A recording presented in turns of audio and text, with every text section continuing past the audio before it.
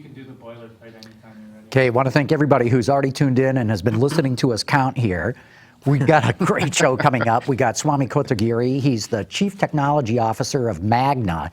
They're doing some really cool stuff when it comes to technology.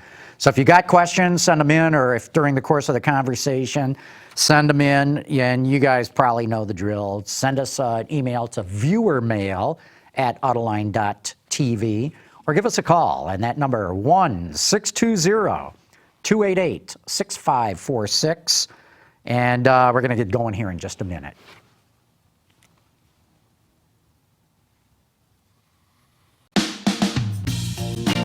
Watch Autoline After Hours live at Autoline.tv every Thursday at 3 p.m. Eastern Time. That's 12 p.m. Pacific. You can subscribe to this podcast for free by searching for Autoline in iTunes, Stitcher, or YouTube. Autoline After Hours is brought to you by Bridgestone Tires, your journey, our passion. Lear, a global leader in automotive seating and electrical systems. And by Hyundai, better drives us. All right. We get to do another Autoline After Hours. Gary, good to see you. Welcome back, John. It's been a while. Jeez, I've missed the last 3 shows. I can't believe it. I've got a Jones for doing this show.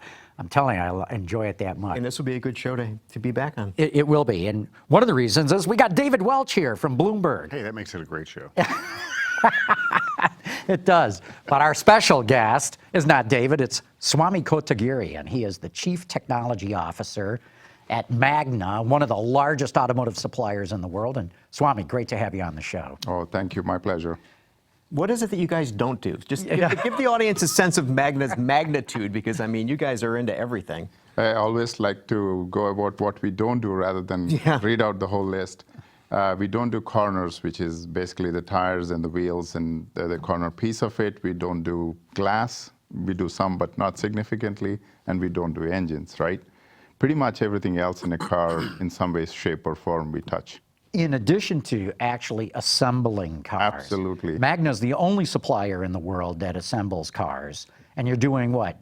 Mercedes, BMW, and soon Jaguar, too. That's right. But you've done plenty of stuff in the past. Mini, I can't even keep track of all the different vehicles. The Aston Martin, many Chrysler versions in Europe that were made, and the list goes on. And you've got the assembly plant in Graz, Austria. Yeah. You guys just announced you're going to have to open a second paint shop because your output is so great. Yeah, just adding capacity in terms of the programs that John was talking about in terms of Jaguar and BMW and so on. So in addition to that, John, just for the viewers, not just contract manufacture, but have the ability to engineer and put a full vehicle together, right? Working with our OEM partners. So Magna, if you wanted to, you guys could get into the car business. I think that answer has been very clear. That's not the intent. You don't want to compete against your customers. Our own customers. It was at one point. That's history in the past. That's why I want to clarify the message from our company that was very clear. Don has said that in many places, that we want to be the system, subsystem, and the vehicle support to our OEM customers rather than play a role there. Now, you mentioned that you guys don't do internal combustion engines, but you guys do electrified powertrains. Talk about that. Absolutely. You made an announcement this week about that as well. Absolutely. Thanks, Gary, for bringing it up. I like to say that we bring power to the wheels, right? So whether it be the battery or the ICE engine is the power source. But if you take it from there, it's the transmission, the drive line, basically getting power to the wheel, and some ancillaries, whether it's pumps or power takeoff units and a few other things.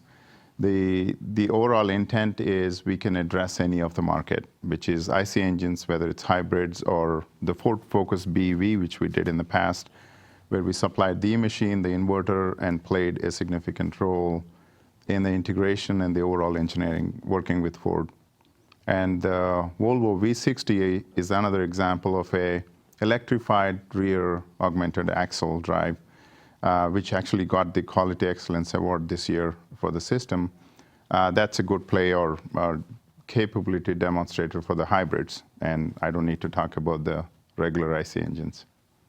Yeah, it almost looks to me going forward that not a whole lot of money is going to be invested in the IC engine. Let me restate that. There will be continued improvements, Yep. but I don't see any new, all clean sheet engines being developed going forward. I think, John, there is going to be significant development, I would say, in the downsizing and downspeeding of the existing engines, being supercharged as well as turbo. That's going to be the focus. Why down speeding?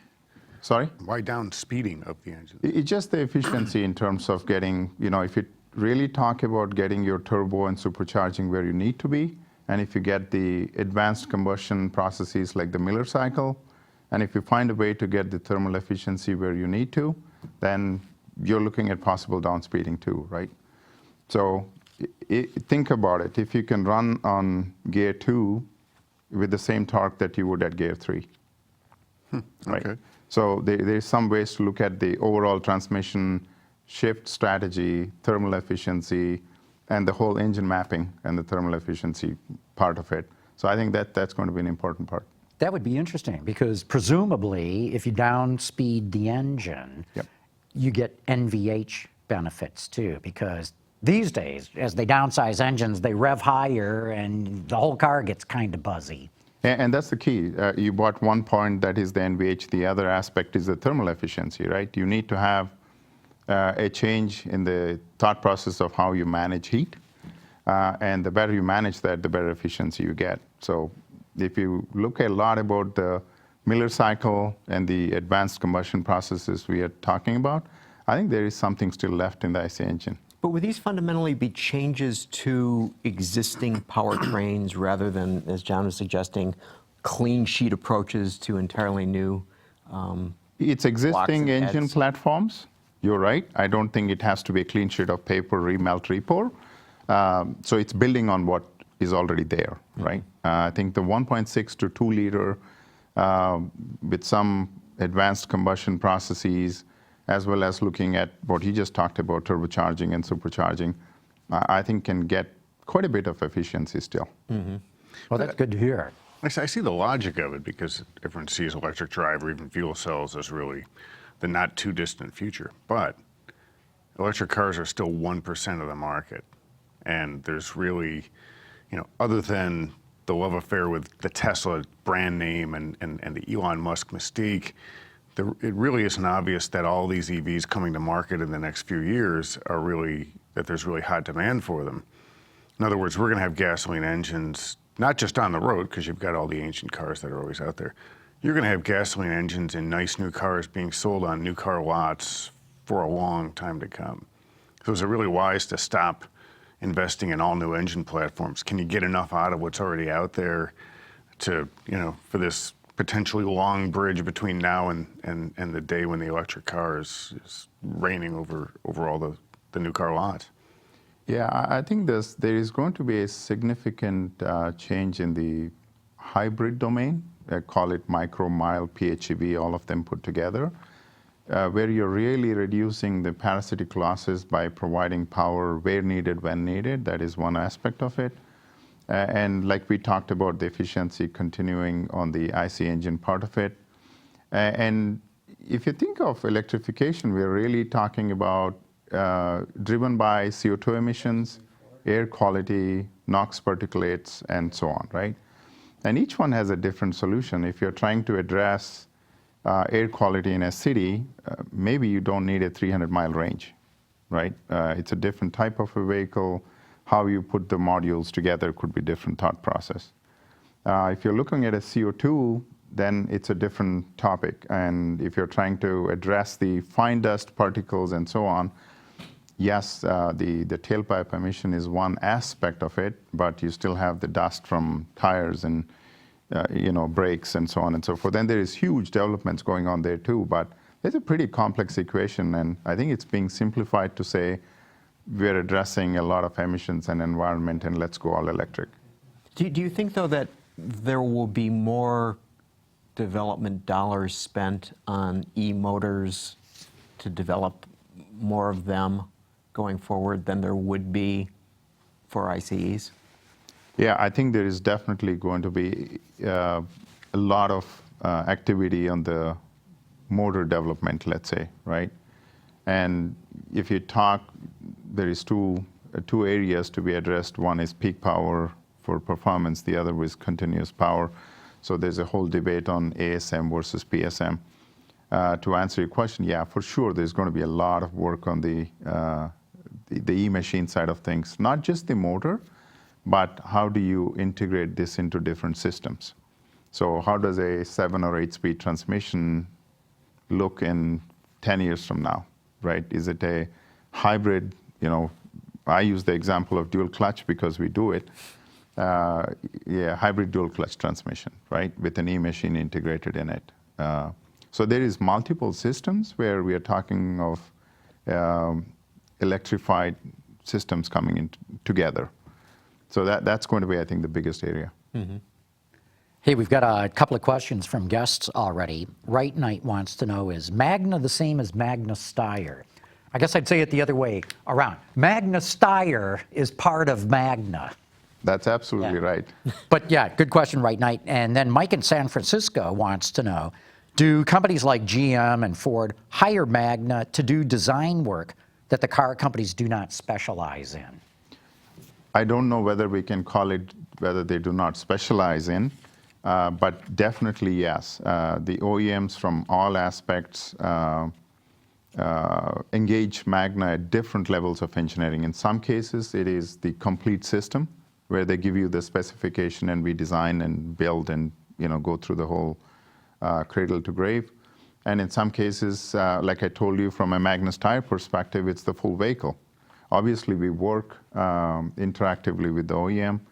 They have the level 1 spec and the consumer attributes and what's needed in the product, but a significant piece of the subsystem, system, and full vehicle engineering is done by Magna. And another part of the business is you're coming, and this is where you come in as Chief Technology Officer. You're always cooking up new kinds of things and technologies that you then bring to the car companies. Isn't that right? Absolutely. I think as a good Tier 1 supplier, our intent is to understand the future needs as we see it from the industry perspective. And we call, some people call it a strategy meeting, some call it a roadmap. We have these discussions with pretty much all OEMs. We sit down and tell them this is what we think. From an outside perspective, we see your fleet as an example, right? And we think your CO2 levels are here, and maybe talk about lightweighting and powertrain technologies and aerodynamics and so on. And the best combination seems to be this, right? And that's where, our R&D is driven. That's how we start, getting development projects together. Mm-hmm. Where are you focusing most these days in terms of your R&D efforts? There is a lot of focus on electrification and autonomy. I purposely say autonomy because different levels of autonomy. But there is always continued focus on, other things like lightweighting, which are secondary effects, right? You have to continue to look at materials, manufacturing processes, and so on. But significant piece is electrification, autonomy. The third aspect we are looking at in the recent times is what role can we play in the ecosystem of the future mobility, right? Oh, interesting.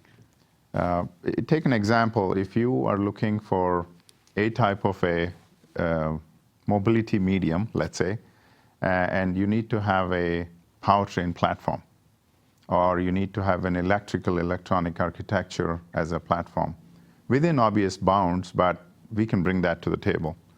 And maybe a particular OEM wants to do a variant. We are addressing that from a platform strategy perspective rather than just components and subsystems, which is our business, and we'll continue to do that. But that's a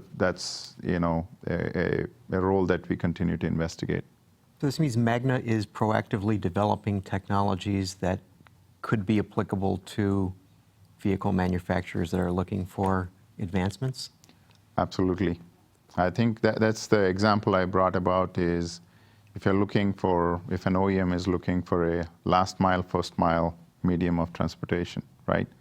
We should be able to bring that with our knowledge of the subsystems and how different systems act together or interface with each other, and our ability to put the whole vehicle together. Look, we've got a lot more that we've got to talk about here, Yep. but we've got to take a break too, because we've got to give a shout out to our sponsor, Lear, right now, that helps make this program possible. Lear Connexus offers a parental controls application with geofencing that sends notifications regarding driving behavior and location, including curfew alerts, acceleration alerts, and speed alerts. All delivered to a smartphone application that includes vehicle location, driver notifications, and a report card of driving history, including notifications when predefined geographic boundaries are crossed. For more information, visit Lear.com. Okay, we're back talking with Swamy Kotagiri from Magna, the Chief Technology Officer, with David Welch sitting in along with Gary and I.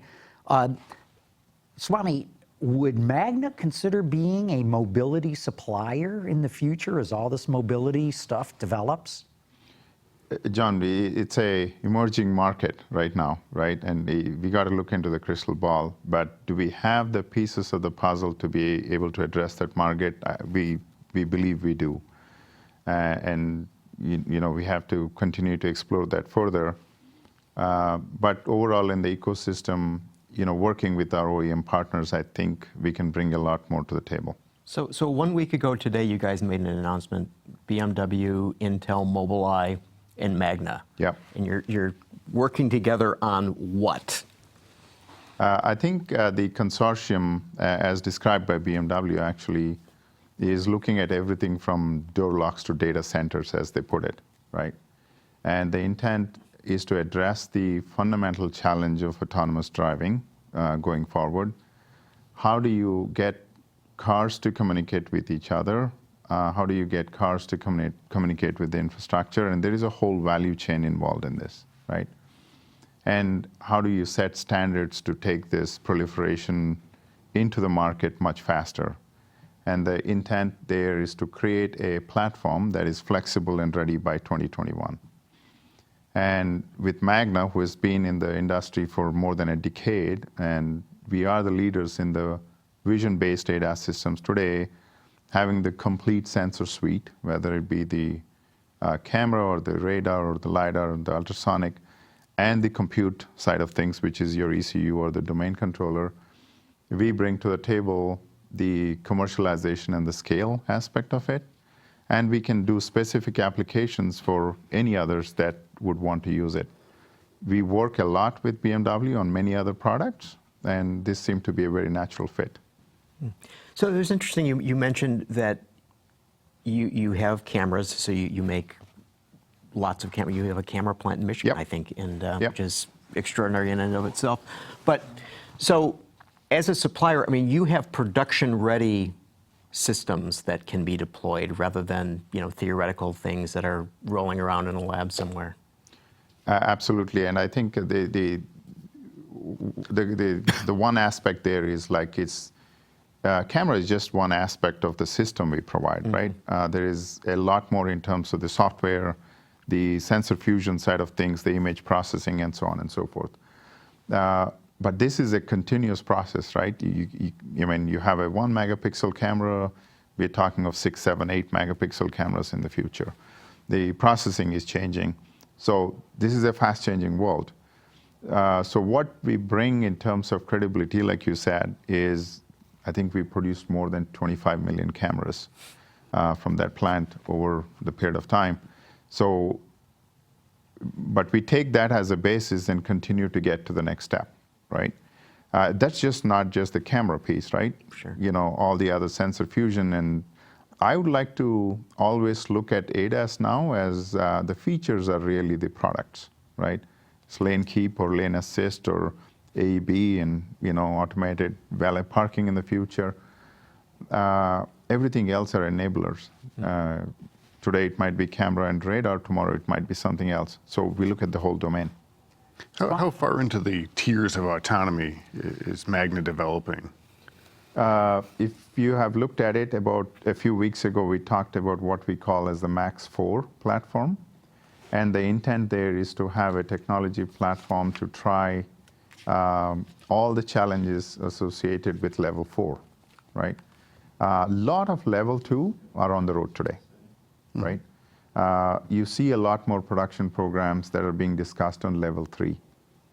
So we are participating on all of them. Swamy, what do you think is going to be the shakeout between make and buy? Because we see automakers like General Motors, Ford Motor Company seemingly doing everything in-house. We see suppliers like Waymo, even Yep. Delphi, developing turnkey systems. And then there's consortiums such as the Intel Mobileye Delphi one, the BMW, the one that you guys have just joined. When it all shakes out, how do you think this is going to look? I think my perspective, John, it's going to be a lot more collaborative than what the automotive industry has been used to in the past, right? The value chain that we are used to is a little bit different than what seems to be going forward. It's the tier 1 suppliers that have been in the game. It's the OEMs, but you also start the semiconductor chip companies or processing guys. You see service providers, 3G, 4G, 5G, the cloud, and the back-end data processing side of things. I think it's going to be a lot more collaborative than everybody trying to own the entire value chain. It's interesting, you're titled Chief Technology Officer, okay? 20 years ago in this industry, there'd be no such thing, okay? And it would all be about, cranking out production, just getting stuff done. When did Magna change to say, we've got to be a company that is on the leading edge of technologies that are or may be of interest to our automotive customers? When did they fire the chief mechanical officer? Yeah, it's a good way of putting it. I'd give a little more credit to the automotive industry. Yeah, the chief technology officers have been there a long time, but I think what you're trying to say, Gary, is what's the change in the thought process and the job description of the function, right? And to your point, I don't know if it was as much the mechanical officer, but the paradigm behind what you're saying is true, right? Even as Magna, our intent was to looking at product, process, and materials, right? What products can I bring? How should I change my process to make it cheaper, faster, better? What material should I be looking at going forward to make it either lighter, to get more strength or better features, and so on? The fourth category that's been added right now is information and data, right? So all the aspects that we're talking are there. I think what's become more important, and we believe Magna has an advantage, is trying to look at the interface of all these systems, right? I'll give you one. We just talked about a lightweight door study that we just finished and was published. In the past, you would have looked at it only as a door, right? How do I stamp, or how do I put the composite piece together? Now we are looking at what's the actuation system, right? What type of ECU should we put in? What other features can I put in? Can I integrate a radar so when you open the door, it can detect not to hit the car next or a pole that is next to you? So if you have the overall understanding of the sensors, the door architecture, the mechanical piece of it, there is an evolution, right? You had a door latch, and maybe it's a different actuator today. If you had a door handle, it might be going away, and it's an E-latch going forward. So I think that is the big shift in the thought process, is don't look at your product, look at the overall system, and what can you do from a system perspective to address that question. I think it's been evolutionary. I would say I've been in this role for 4 years, and it continues to change every month. Which is probably a good thing. Yeah. Okay, Right Knight sent us another one. He says, I recall a Magna SUV concept from years ago. And he's right. You got a good memory, man. Oh, look at that. They got it up there. It was futuristic, and it made me think of an S10 Blazer of the future. What was the name of that thing? Torero. Torero. It's pretty right. cool. Yeah, and Yeah. this was, that's got to be at least 25 years ago, right? Yeah, it was in the early. 25 years At old. least. Yes. At least. Really? Because It looks like a Land Rover. I was going to say, it looks like the Evoque. Yeah, yeah. It was in the early to mid 90s, if I remember, and it still sits in one of our facilities. And from what I heard, it was taken to a few OEMs, and it was said, "Why would you build something like that?" And after about 8 years came the SUV. Yeah. So I guess we were a little bit ahead of our time. Yeah, you were. Well, how do you develop technologies now that don't end up like that? There is a significant input in some of the things we are talking about, right? There's always a danger of being, ahead of your times. You have to take some stretch goals and targets. I always like to use the example, you have to jump long enough that you sprain your leg, but don't jump too far that you die, right? So you have to stretch to find your limits. We try to understand the overall trends, whether it's regulatory or legislative, or like how much is sharing going to impact the future, how are cities being planned, and should we look at vehicles differently.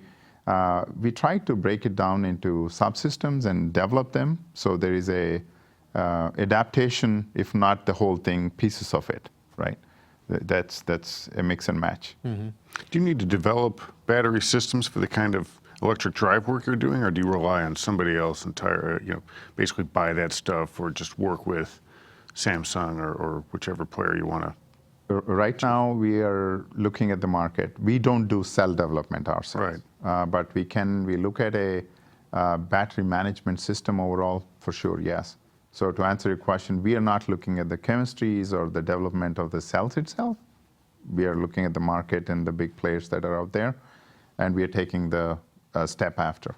Because, John, didn't GM outsource a lot of, if not the entire battery system for the Bolt? It did, but very interestingly, the chemistry of the cell was developed by General Motors. Same with Ford. So they've got Panasonic and LG building the batteries for them, using their, i.e. GM's and Ford's intellectual property. So it was the pack design and everything they outsourced. Correct. But the actual chemistry, that's interesting. Yeah.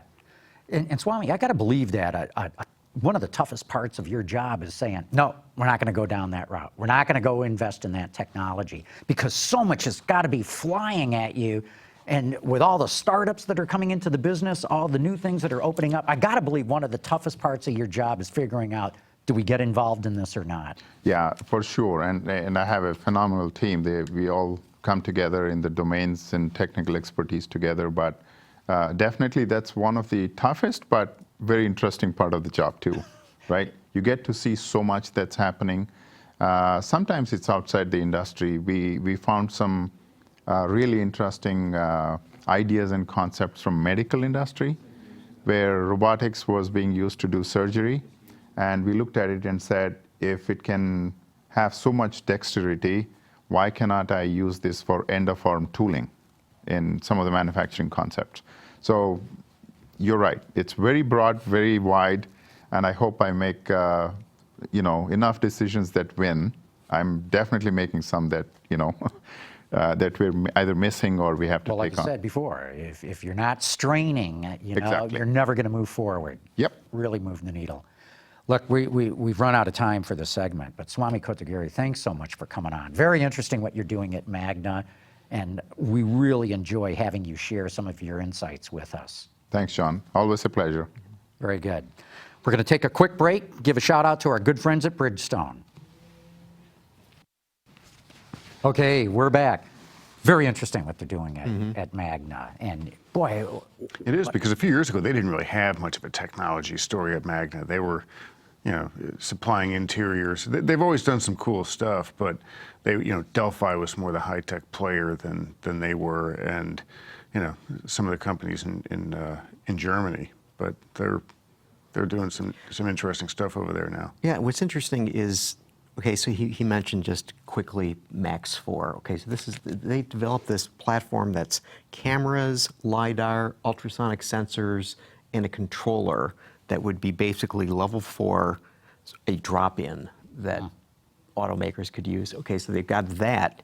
And remember we had the MDX in here and we talked about the materials in the hot stamped door ring. Magna.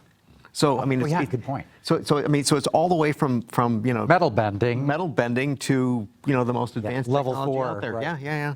This is going to be interesting, though, because you have Magna developing autonomous technology. You have Delphi doing it. All the car companies. Waymo, Apple. As this stuff starts to really get on the road, people will be getting better at the algorithms, at the software that controls it. And how much of a lead can anyone establish there before, if there's a safe where the government says, hang on, you got to share it because we got to have the safest stuff on the road for everybody? It's a great question, and that's why I wanted to ask him, make or buy. Where's this all going? And I thought his answer was pretty good. It becomes sort of a standardized thing, right? Where you have to be able to. Well, I think there's going to be huge market advantage for whoever comes out with a truly good level 4 car that has got widespread geofence posts. I think there'll be a massive advantage for who's ever first with that. Well, but and the other part that we have to not lose sight of is the fact that automakers are going to have to rely on reliable suppliers to be able to build this stuff in volume. I mean, someone may be able to come up with something, but making it is entirely a different story. And I think that is where perhaps traditional suppliers that have kept up with the technology are going to be at a certain advantage versus this whole notion of Detroit can't do anything, no suppliers, that they're just tin benders. And taking that stuff and putting it into a car and making it interact with the mechanical car or the electric cars we get there is not, that's becoming more difficult than everybody thought. I mean, look, at a certain point, Waymo said, we're not going to build the car. We're going to build this for the car. And I think Apple has said that too, or yeah. In fact, something similar, although they've been much more murky about where they're going with this. But, I think they've realized out in Silicon Valley, they're good at writing code, at managing data, at coming up with software systems. They're not, do they have great knowledge of supply chain and that sort of thing? I mean, I remember when Apple, when the whole thing broke that they were working on this, everyone said, oh, they're going to make a car and it's going to have this iPhone-type design. And I said, I don't know about that. They don't even build their own phones. They really want to build their own cars. Right. But, so your point, make or buy, you may have a handful of companies who are really making the algorithm software and the brains, and everybody else buying that and integrating it into vehicles. Right. And look, maybe GM's one of those. Maybe Daimler is one of those who makes their own. We'll see. So yesterday, actually, a Apple autonomous system was captured in the wild. A guy took a 10-second video of this system that has 6 LiDARs on the roof. And this thing looks Apple-like. I mean, it looks, it's got that Apple design. It's sort of got this stormtrooper white plastic look. I thought Waymo's test car looked kind of Apple-like, the white pods they had going around. And, so, they're still working on something at Project Titan, so it hasn't gone away entirely. Oh no, I think its death was prematurely announced. They're definitely working. Oh yeah, they haven't given up. No. Okay, They have too much money. This is the part of the show where we turn to Dr. Data to befuddle and amuse us. Okay, this one's going to be tough. Okay, so Carmen, could you please bring up the first slide? Okay, so it's 33% of teens and 27% of parents think something. So John, you're busy looking at that picture. I know you're not going to figure this one out. No, I'm not. So what would 33% of teens and 27% of parents agree on? And it does have to do with the auto industry. Well, this is difficult because with a 6% variance there, which could almost be margin of error. So basically, they both agree. They agree, yeah. Agree. So what do teens and parents actually agree? What do they agree on? It is shocking. Let me tell you when you see what this is. Boy, I have no clue. I can't even hazard a guess. Well, and I'm going to guess this only because you're saying it's shocking that they would agree on this, that teens are bad drivers or unsafe drivers. No. Okay. Carmen, bring up the solution. they think it's legal to drive on weed. Oh, I did see a story about this earlier in the week. Yeah, so the National Institute on Drug Abuse did a survey, and this is what they think. They think it's okay, that it's legal. And so I was wondering, and I looked. And, Well, you know, that's actually interesting because I could see where they would say that. Not that they're stupid and think, oh yeah, you can drive high, right? But is there a law? I mean, we know, if you have, 0.7% alcohol in your blood, you're drunk, you're going to go to jail, you're going to get arrested. But is there anything that specifies if you're high on weed that it's illegal to drive? I could see where they'd say that. No, well, here's the. I never really put much thought into this, frankly, but I always thought that it was illegal. But I've never heard of someone getting pulled over and taking a blood test, a urine test, or any kind of test that to figure out if they smoking weed. They just measure your Cheetos intake, and they're able to calculate it that way. They look how many empty snack bags. Yeah, that's exactly. But so I looked, in 29 states have broadly legalized marijuana. So think about that. So there's growing weed. weed. Right. But I still think it's illegal to drive when you're high. It is. Okay. Yeah, that's what it said on there, that it's illegal. Okay. Yeah. But so here I don't we know how have. they test So it. here we have moms, dads, and kids all believe. To your point of Well, no, the a third of them believe, but- 6% of. I mean, they are at one with margin of error. So. Yeah, I thought that was pretty fascinating. I'm blown away by it, actually. Blown away? Yeah. Right. Boy, the puns can go on all day. All day long. Okay, Gary, one of the things you wanted to talk about was Volvo had this performance brand called Polestar, and now they're sort of rebranding it as an electric or electrified brand and making it a standalone company. Standalone company. They introduced the Polestar 1, a two-door, 2+2 Grand Tourer coupe with an electric hybrid performance. A 2+2 Volvo. Polestar 1. In fact, here's the picture of it. And right now. so its output is 600 horsepower and 1,000 newton meters of torque. That's a lot of torque. Carbon fiber body. They're using Volvo's scalable platform architecture, which underpins lots of stuff that they're doing now. The XC90, the XC90. It looks XC60, the pretty good. S90. Yeah. And they only sell it as an electric car, right? No, This one's a hybrid, and so The next one. So then they're going to the next one, the Polestar 2 will be a full battery electric vehicle, which will go after the Tesla Model 3, and then they'll come out with a larger SUV-style battery electric vehicle, the Polestar 3.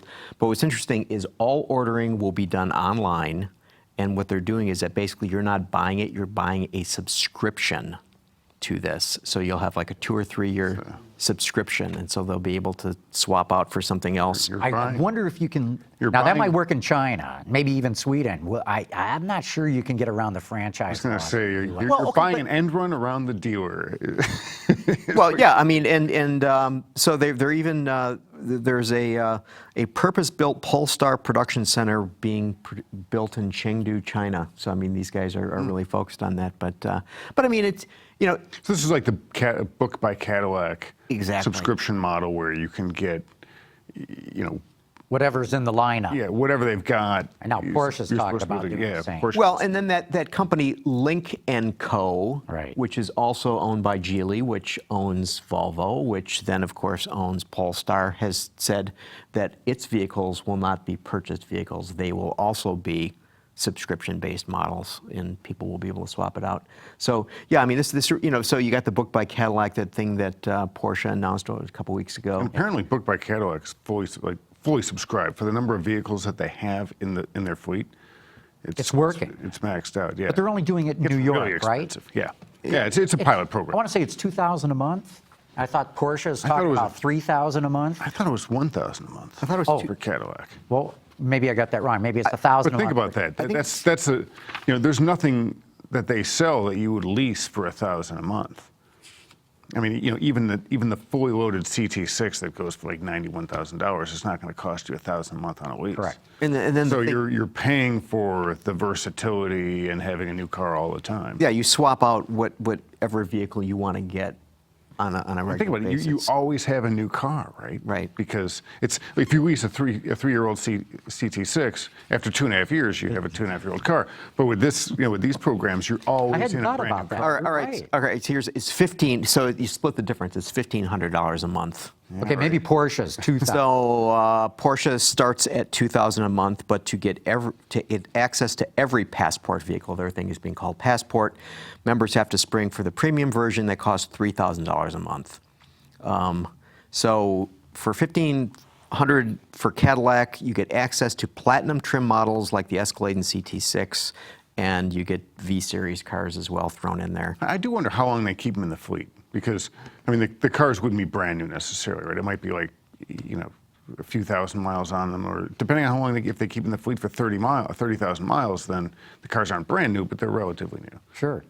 And that's what I would expect them. I mean, that's what the daily rentals do. So Right. that's kind of the model. 30,000 and yeah, pull it. But it's sort of interesting. I mean, it's almost like maybe leasing has run out of gas and they're trying to find another way of getting that revenue. Well, I think that the theory here is that ride sharing, not ride hailing, mind you, Uber and Lyft are ride hailing. That's basically, a cab, except you don't want a smelly old yellow car with a guy with a medallion. You want, a smelly different kind of car. With no medallion. With a guy with no medallion, that's right. But it's cheaper. But you mean car sharing? Yeah, it's their way of battling car sharing, because they're offering you different kinds of rides. If you're going on a weekend road trip, you get the Escalade because you need the space. If it's just you and the wife taking off on a weekend road trip, you just want a nice car because you don't have the kids and the dog and everything like that, and that sort of thing. Or you're going on a beach trip and you just want to convert. You can get whatever you want, and because that's what some of these new services do. You go on and you can get, you can get a car, get a Ferrari if someone will put their Ferrari in a car sharing fleet. That's the kind of thing that they're banking on people really want. I think where this gets into trouble is there's already an app out there where, John, you can put your Citroën in there if you wanted to. I can put my Mini in there, and it's totally ecumenical. Whereas you can go and get any car you want. So if someone else does this, let's say Hertz with their what is it, the Hertz Platinum or whatever their Hertz Gold, their high-end program where you can rent cars. What if they decide to offer a subscription like this? Then I don't have to just choose what Cadillac has or just choose what Porsche has. I can get anything from anybody. And why wouldn't I want that? Maybe I want a 5 Series this weekend and I want a Panamera next weekend, and during the week I just want a CTS. Or maybe during the week you use that smelly guy who you've called up on your phone. Yeah. Yeah, so you can afford the Panamera next week. Well, I mean, the thing that I wonder about is, so look, the book by Cadillac being in New York, okay, so, maybe people don't want cars during the week because they'd have to park them, right? And you'd have all the costs associated with that. Wouldn't it be nice if you could only have the car, whatever car? $1,500 a month's a lot of money just for renting a car every weekend. For some people, it's nothing. And that's who they're getting to pay this kind of money. This is why Porsche is going to be able to charge $2,000. For some people, that's nothing. No, I know, but it's... For the rest of us, no. And that's why I'm intrigued by what Maven's doing. Here's another car sharing model where GM is now taking off-lease cars and putting them into Maven. Because this industry's choking on off-lease cars now, and it's only going to get worse. David, you guys have reported about this a lot. Yeah, they're trying to make revenue off of the car, while particularly now the used car market is still pretty soft. So you go back, you lose money on it. It's making leasing, and will for, until this glut of off-lease cars thins out. You get this pig in the python rolling through over the next couple of years. So rather than dump that car off in the used car market and lose money, they put that day of reckoning off, and they make revenue on it in the meantime. In fact, I had this in one of my stories. Maven said that because of that, it is a net profitable venture for GM. If you consider what they aren't losing by taking all these cars, particularly the passenger cars that come off lease, because that's a really soft market right now. So Malibus and cruises and things like Correct. Even Camaros. I mean, they've got rid of a shift there. I'm sure those are probably doing poorly in the used car market too. Mm-hmm. Hey, we've got different questions. We've even got a phone call that's waiting to get in on this. But first, we got to take another break and give a shout out to our friends at Hyundai.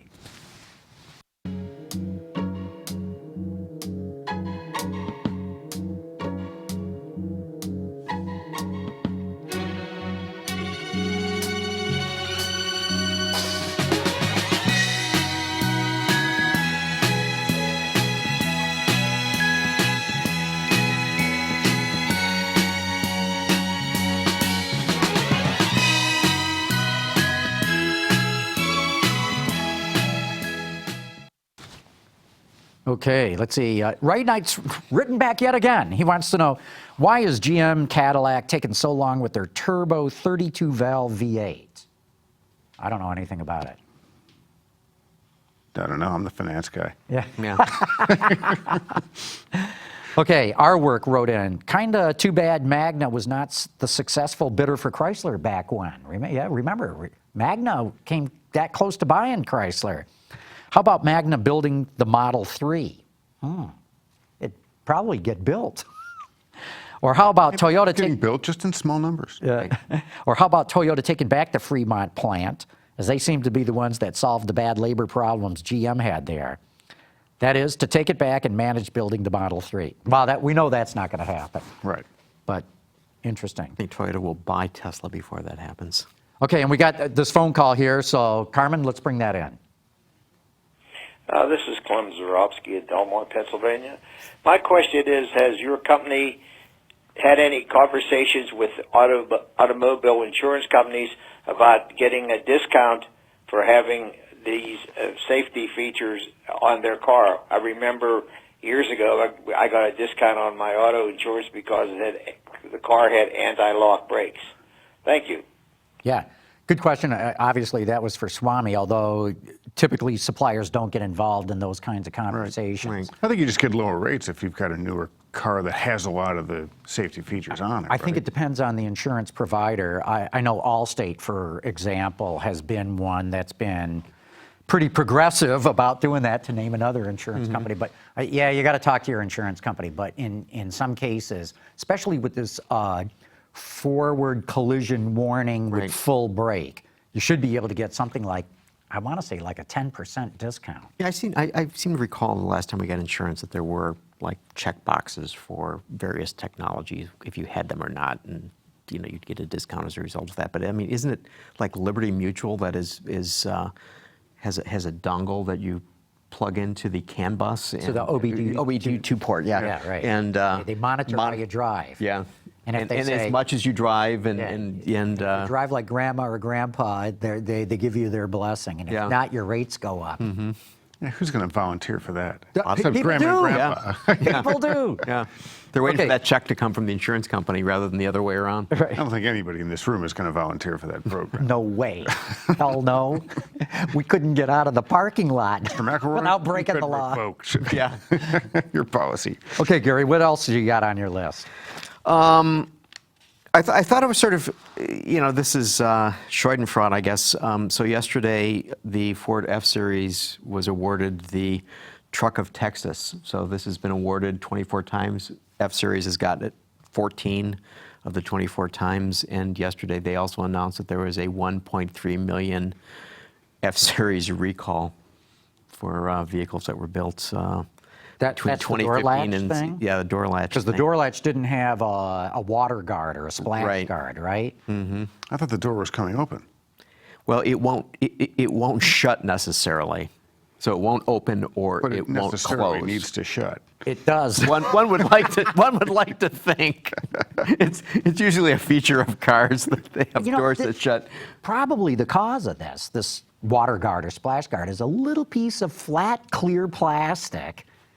And probably about 1.3 million vehicles later, somebody went, hey, what are all these splash guards doing in the back room in the boxes? So you think they were there, they just weren't installed? I don't know, but this is probably something that came in from a supplier. Blame the supplier. I'll blame the supplier. Now that Swamy's gone, you're blaming the supplier. But geez, I don't know. Yeah, that's kind of ironic. Hey, there's no excuses on this one. Overland stagecoaches had door latches that latched, stayed closed. Right. They've been at this for a long time.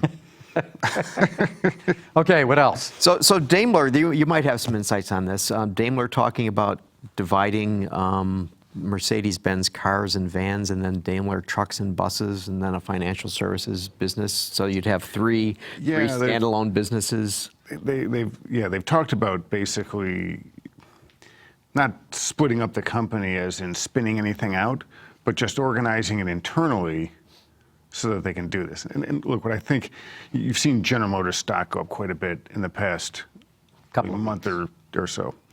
And a lot of that has happened because they have a pretty good technology story, right? They showed off an electric car strategy. They have been mass producing autonomous bolts or starting that process. And that says that they're in the game, arguably at the front of the pack in both of those competitions, right? So that's helped the stock. But the other thing is this sum of the parts theory that, GM is ahead so you can spin out their mobility business, which doesn't exist yet. You could spin out Cadillac, was what one of the analysts said, in the same way that Fiat Chrysler has spun out Ferrari. You could spin out GM Financial. So what Daimler has done is they've essentially, it looks like, siloed groups of their businesses that if they wanted to, if it ever made sense, they could spin out.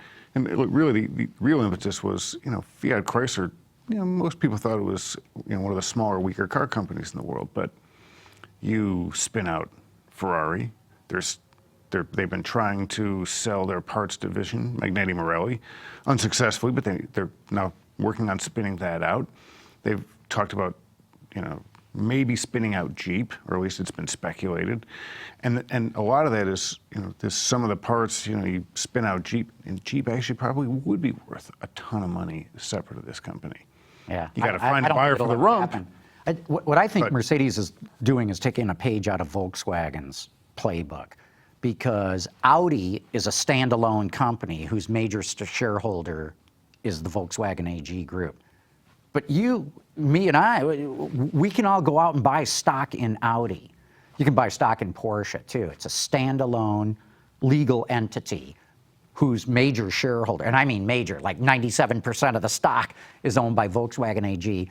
But I think it possibly allows investors to say, I'm not interested in vans and trucks, or trucks and buses. I don't care about that. But this Mercedes car thing, I think that, or maybe, so it allows you as an investor to go into specific parts of the company. If they're going to give you access to a security that represents just that business. And that's what I mean by a spin out. When Ferrari was first spun out, FCA still owned a chunk of shares, and eventually they sold it all off, and now it's totally independent. But that's often how these go. There's been talk about Tata Motors spinning Jag Land Rover out for some. It's never happened, but there was, I don't know if it was investor pressure, but there was speculation that they could do that. And one of the reasons why, for a while, Tata Motors, the Tata brand was losing money. And if you just took Jag Land Rover's profit and multiply it by a typical earnings multiple that car companies traded, it was worth more than the entire Tata Jag Land Rover empire altogether, which meant that Tata had negative value. And so if you had sold Jag Land Rover separately, you'd get more value. That's the sort of theory with Jeep. And that's why, to your point, you get, by kind of siloing these things, you could at some point give investors a crack at investing in just that kind of business. And you really, Daimler, you think about it, big part of the business is commercial trucks, which is a very different business from selling retail cars. Very different. Totally different. Hey, we got another phone call here in from New York. Carmen, let's bring that in. Hi, Dick Lembitz calling again from York, Pennsylvania. What do you think? Is Chevrolet going to take advantage of Ford's problem with the recall of all those police cruisers? Yeah, good question. That was the... That was York, not New York. Yeah, the emissions, Yeah, there was exhaust leaking into the cabins of police cruisers, Ford Explorers. Real problem. Look, Ford's going to fix these things, presumably. It's blaming the upfitters who have drilled holes through the body, and that's letting exhaust leak in. That's what Ford's claiming, at least.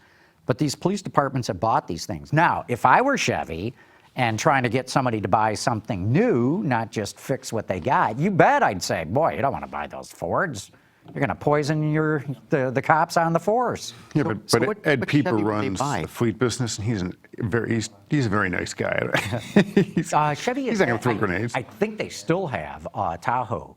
Okay. They did. I don't know if they still do. Do they not sell impelled police cars? There are a lot of front drive. Well, cars. Caprices, and Caprices are still there. You Oh, know, that's they're right, the importing them Caprice. from Australia, right? But now They that still doing that? Well, it's just stopped. I mean, Holden no longer builds cars. The last one just rolled off the line.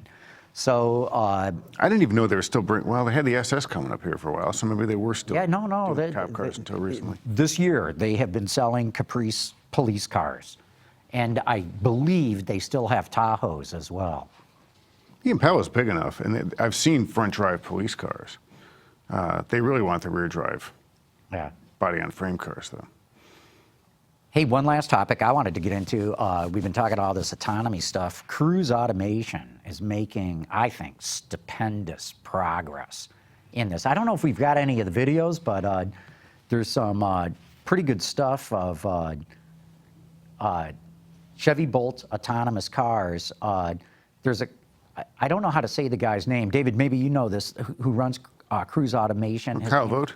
Kyle Vogt, is that Yeah. how you say it? Pretty sure, yeah. I've never seen or heard anybody pronounce the name, but no, he put out a couple of clips where they've got a Bolt going through San Francisco, and it comes to this six-way intersection, and it's all flashing red lights around the intersection, and there's pedestrians, and there's food carts, and there's cars, and this thing gets right through it, no problem. I mean, it doesn't just sail through. It's stopping, moving over, letting stuff go like a person would. Then there's another example of it comes up to a construction site.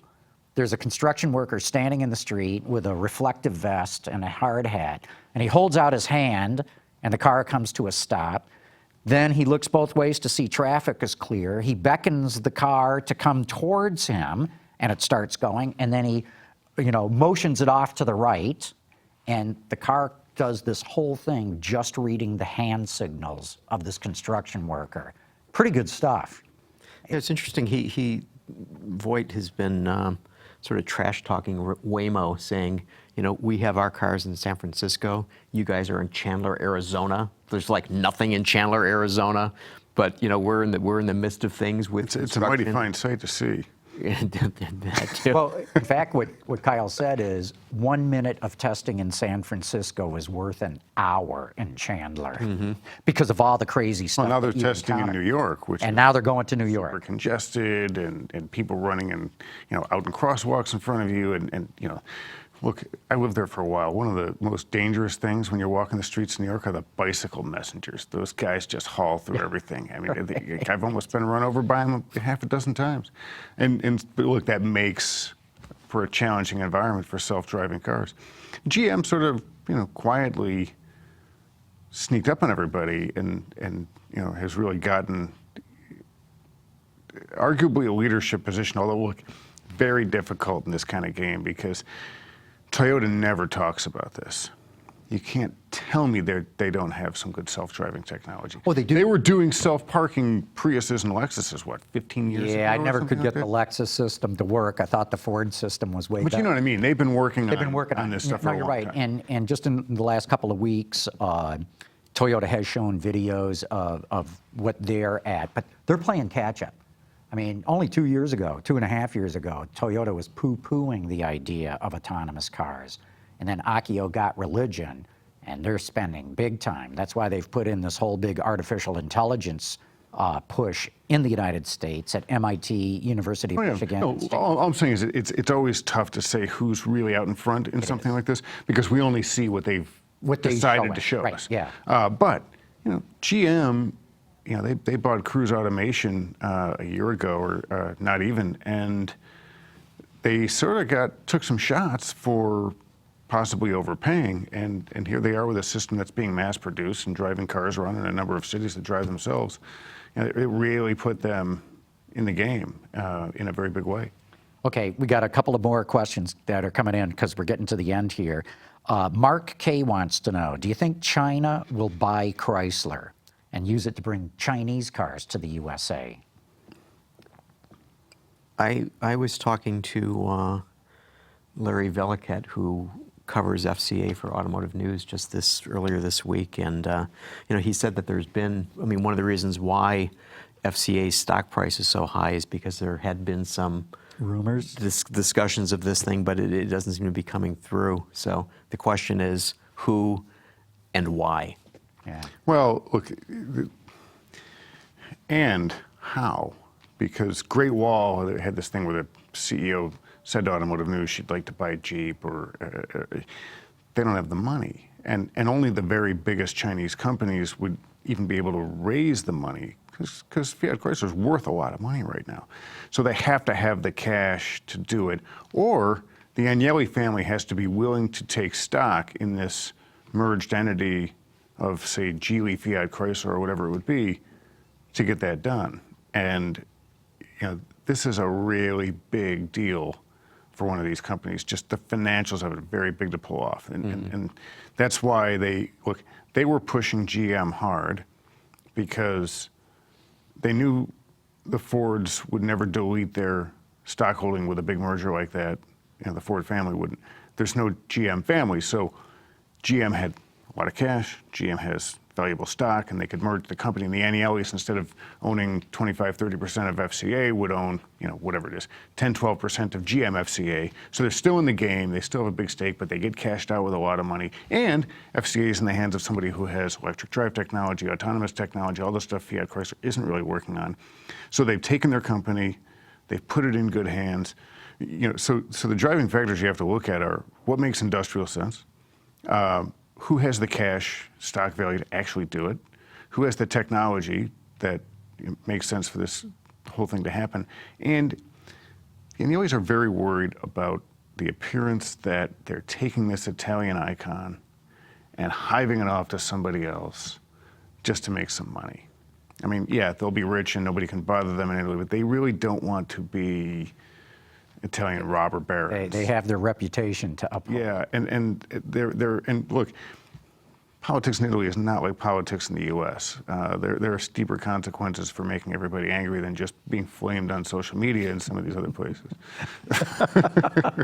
Okay, we got one last question, and I think this is a good way to wrap up today's show, and I'm probably going to butcher the name. It's either Levant or Levante. Says, I'm looking for another car for me to drive to high school. I was looking into a 2017 Kia Optima SX Turbo. My parents are buying it. What do you guys think about the car? The Optima's a nice car. Yeah. I don't know what else he's looking at. I tend to, when people ask me if they should buy something, so first of all, usually when somebody says, what do you think of the Optima? What they mean is there any reason on earth why I shouldn't buy this car that I'm already dead set on buying? Yeah. So the answer to that is no. Yeah, I'm surprised it isn't, what do you think about the Civic? It's just, if he's going to high school? Yeah. Well, number one, I think the Optima is a good car. You're getting the turbo. It's got some performance to it. It's the SX. It's the sport model. Really, so all that's good. It's a car that really hasn't sold well. You might even look at getting a good used one, like getting a certified pre-owned version of it, and save Does about. Kia do that? Do they have certified pre-owned? I think everybody has a CPO program, right? I don't know, but in any case, if you buy a brand new one, number one, I wouldn't buy it. I would lease it because it's going to drop in value. It's a great car, but passenger cars are not selling well. Killed. You're going to lose your butt on this thing. Although he could get a great deal. He could get a great deal. He could go into the dealership with a new one, and it'd be like, make that used car look like it's overpriced. Possibly. You'd have to go and look at what's going on. And his previous. Thank you, Levant or Levante. I owned a 2011 Saab 9.5 Aero. So. 2011. Did they make Yeah, 9.5 Aeros. in 2011? Oh, Saab?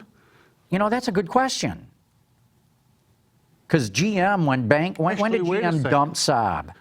That was in the bankruptcy or before. No, but they were, remember, they were trying to sell Saab. In fact, I think they did eventually sell some of the assets. Victor Mueller was running the company then. no? At that point, I was think. And remember, somebody was trying to buy it. It was like Stryker Here's the or somebody 9.5. like that. Yeah, it was still a good-looking car. It was Victor Mueller who was the Stryker guy. that's right. Yeah, And, yeah, and yeah. then he was trying to sell. So I guess there was a 20. I didn't think they made them into 2011. Like Yeah. right now, whenever I see a Pontiac, I think, boy, that car's already old. It doesn't look it, but it's already really old. And I see an Oldsmobile on there, and you see a lot of Oldsmobiles around here. It's like, oh, boy, that's putting years on it. Then you think about it, it's a 20-year-old car. But yeah, they were making Saabs until not that long ago. And one thing about the Optima, it surprises me every time I get in one, is how big that car is. I mean, it doesn't, Yeah. it doesn't seem like a mid-sized car. It doesn't seem like a Malibu or a Fusion. Seems full I mean, size. it's It's a good-looking car. You might have a good point that he should be able to get a killer deal on it. But I'm telling you, they can't He's gotta give go those in there and cars get like away. a $5,000 rebate. I mean, someone would probably look it up while we're sitting here, but there've got to be some big rebates. There's got to be some rebates. I would check out and I see mean, every if, car plant in the U.S. just about, they've been cutting shifts, slowing line speeds because people Yeah. just. they got to make room for those Stingers to come onto the lot. That's so. right. I hate driving SUVs, even the new crossovers that are more nimble at it. So I'm a passenger car guy, so when I go to buy something, I'm going to get a nice deal. Yeah. Then I'll just get killed on the back end when I go to trade it in, but that's the market. Okay, let's wrap it up. All right. David Welch, thanks so much for coming back on the show. to be back. Always Thanks, great to guys. have you here. And Gary, let's do it again next week. Okay, let's do that. Okay, and of course, want to thank all of you for having tuned in.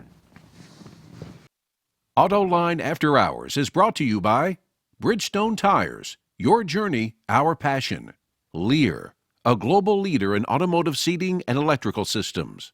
And by Hyundai, better drives us. Visit our website, Autoline.tv, where you can watch us live Thursday afternoons. Get your daily fix with Autoline Daily and in-depth analysis and interviews with Autoline This Week. There's all that and much more at Autoline.tv. Of the 9.5. This is and tells you I'm building getting old electric because vehicles. Jeff Green and I covered this whole Saab story, and it was. I thought Can't help it, sob story. I thought Victor. Back there. I thought Victor failed in his effort to buy the thing. Like I thought he had like some Russian partners, and the whole thing fell apart. Like, look, when I was covering mergers and acquisitions, there were two things that was sort of a joke among the investment bankers. When someone was trying to sell a company and it was taking a long time, and they'd say, "How's the deal going?" Like, "Oh, we got some Chinese bidders in there." People would laugh. You're not going to get a deal done, right? And then and the other thing is, well, yeah, I've got a good bidder. He's got a Russian financier. Then the deal wasn't going to get done. And it's not that the Chinese don't buy stuff and that they don't have money, but they wait you out so long. Usually it's a distressed asset there. Look what they did with Fisker. They waited till it went bankrupt and then they bought the Why assets. wouldn't you? I know. Yeah. I mean, come on, that's smart business. Why would you buy it? I mean, the Karma's kind of a neat car. They got it for nothing. And what I heard is what they were really after were the patents. That was where they saw the real value. And then, they picked up A123, waited till it went bankrupt, picked it up for pennies. So now they have an electric car company or electric car hybrid, and they make all the batteries for it. Now we'll see if it works. I don't know. And The Karma's a cool car, but it's they're going from making a very small run of plug-in hybrid high-end sports cars to trying to make like mass market regular stuff. I don't know, because we had Jim No, Taylor. they've got a whole yeah, look, I've interviewed Jim on this, and look, they got this car out, and it was Is the Rivero or something? yeah. Yeah. Is it but- selling? They're trying to sell in small numbers. It's a super Because exclusive. I want to say they have a plant that'll make like 12,000 a year or something. Yeah, like that, which I think is it's like reasonable. $110,000 car, right? $120. look at, but the challenge is getting to that. I mean, just like with Tesla, it's taking them a long time to get funding and factory running for Model 3. It's a big leap to go from that cool niche car. Well, really, with Tesla, go all the way back to the Roadster. Mm-hmm. And the two vehicles they're selling are fairly low volume. To go from very expensive kind of niche cars to something more mass produced, it's taken Tesla a decade. Yeah. Just about to go from the Roadster to what they make a couple hundred of the Model 3. That's right. It's a long road. So. Well, good. All right. Good stuff. Oh, I gotta. Good show. Okay. Now I got to think up a title. The title for the show? Yeah. What the